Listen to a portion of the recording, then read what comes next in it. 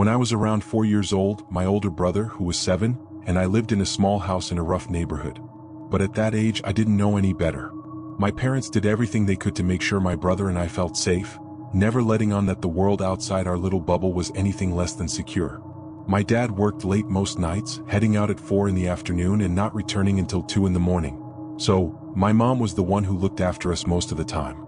That day, the spring sun shone bright and I was thrilled because my mom had just put training wheels on my new bike. Finally, I could keep up with my older brother. We rode along the sidewalk, carefree and laughing, completely unaware of the shadow that was creeping up on us. That was when I saw it.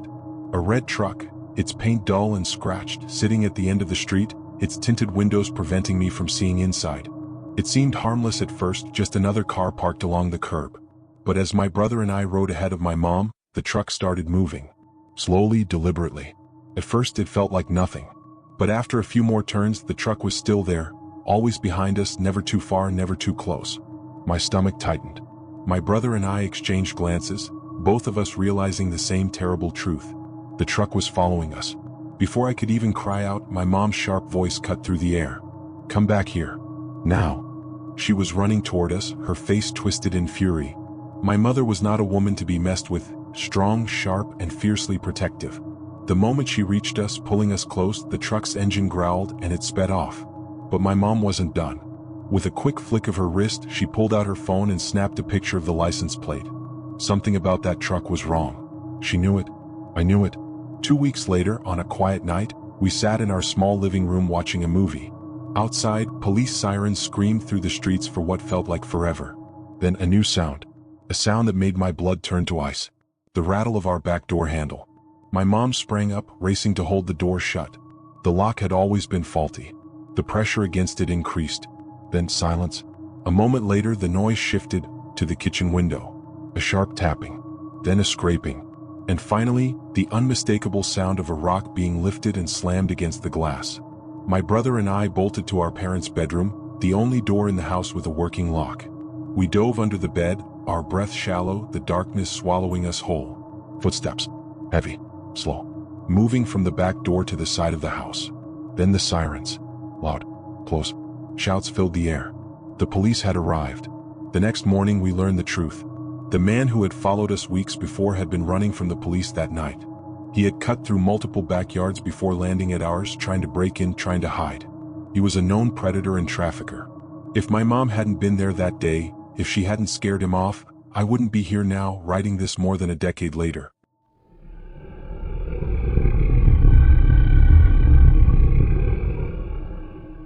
I'm about to turn 30 this April, but some memories never fade. When I was 10, my family lived in a small Chicago apartment. My sister, 7 at the time, was my opposite in many ways. She had a wild imagination while I was more skeptical, practical. She often talked about imaginary friends, creatures she made up in her mind. It never bothered me until she met Samantha. One day she told me about her new friend who lived across the street. "Her name is Samantha," she said with a smile. I frowned. "We're always together. When did you meet her?" "She comes over when you're not around." That didn't make sense. My parents only let us play in our fenced yard. There was no way my sister had met someone without me noticing. I laughed at her, called her a liar. But she just stared at me, her smile unwavering.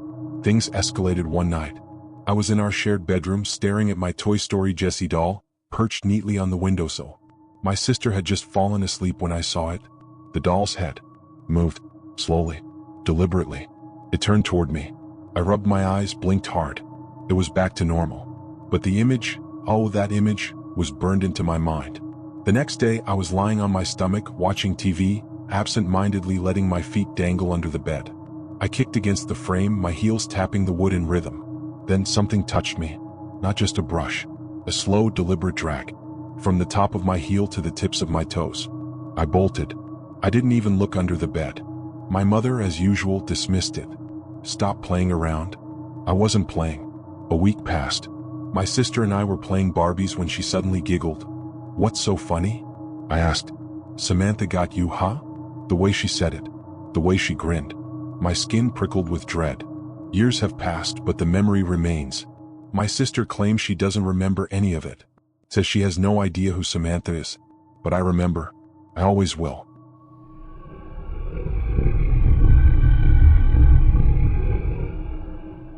This happened to me 3 years ago, and yes, before you say anything about me being a woman or overreacting to jump on the trend of having a stalker, I did actually have one.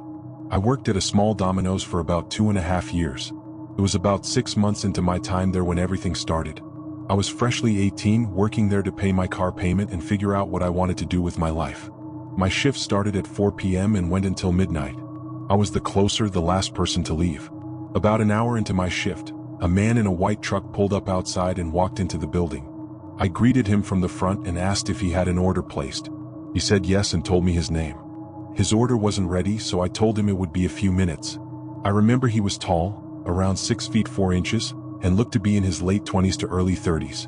He was heavy-set, white, and wore a Wendy's uniform. Being the friendly person I am, I made small talk and asked if he worked at the Wendy's across the street, since I had worked there previously. He smiled and said, "Shame, wish you still worked there, for my sake." It was a weird comment, his tone flirtatious, but I brushed it off. After some small talk, I handed him his pizza and told him to have a good night. About 30 minutes later, the phone rang. I picked it up, answering my usual greeting. "Thank you for calling Domino's, this is Jordan, how may I help you?" The voice on the other end sent a chill through me. Oh, the cute redhead that just helped me out? My heart sank. It was him. He asked me for my number. I politely declined, saying I wasn't willing to give that information out. I hung up, hoping it would be the end of it. I let my boss and assistant manager know what happened. My boss, who was a bit older, made a comment. "Not saying this is a bad thing, but you barely look 16, so he almost sounds like a pedophile." It was a joke, but it didn't make me feel any better. Fast forward to about 10 p.m. that night. I saw the same white truck park outside the building. The same man got out of the truck. Panic surged through me. I turned to my assistant manager, and she immediately pulled me into the back office to hide so he wouldn't see me. My boss approached the man, asking what he needed. But the guy wasn't interested in talking to anyone but me. I could see him through the one-way mirror of the office window, looking around, searching for me. I started crying, and my manager hugged me, promising she wasn't going to let anything happen to me.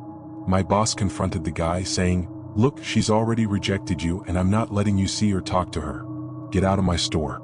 If you can't tell, she's fucking uncomfortable." The man's face twisted in anger, but he stormed out. He climbed into his truck, backed out too fast, spinning his tires, and squealed away. I sighed with relief. My boss checked on me, said I could go home early and that I was safe. She stayed behind to run the store. My manager and I sat in the office talking to help calm me down. Then the phone rang again. It was one of our drivers. He asked what kind of car the man who was harassing me drove. We told him it was a white truck. He said the guy was circling the parking lot, waiting for me to leave. My manager, in a rare moment of fury, grabbed her taser and rushed to the front door. I didn't even have time to ask what she was doing before she bolted outside and made the taser crackle loudly. The man sped off, and I didn't see him again that night. I called my dad, who was at the bar across the street just playing darts. I told him to come to my work and follow me home because I was freaked out. When he arrived, he handed me his keys and we swapped cars. I drove home with no issues, but I barely slept. For the next month, the guy parked in the parking lot next to my car, waiting for me to leave. I never left while he was there, and eventually he stopped parking and just circled the lot. About 3 months later, it all stopped. That's when I realized, always trust your gut. Even though our interaction was brief, my instincts were right. That guy was scary. Now I always carry a knife and never leave my job without someone walking me to my car. I don't work there anymore, but that incident still haunts me.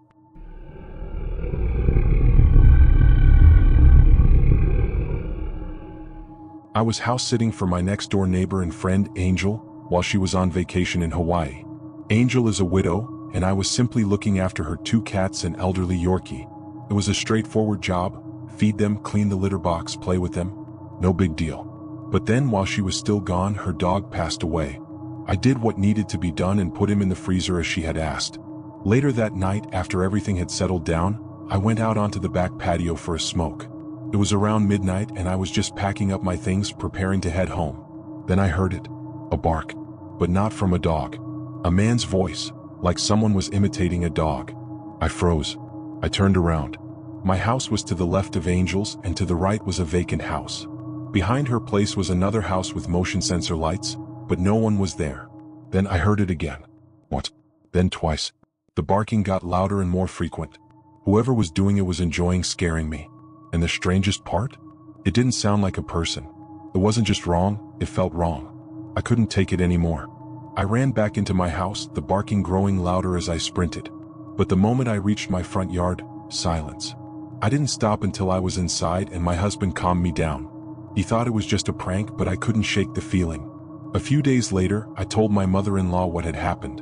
She didn't react much, just nodded and said, "Oh, that's Rex." I froze. "Who's Rex?" She explained that Angel's late husband, Rex, used to bark at her as a joke. The next day, I told Angel and she confirmed it. That was definitely something Rex would do. I still won't go back there alone at night. If these stories send a chill down your spine, make sure to subscribe to the channel for more terrifying tales.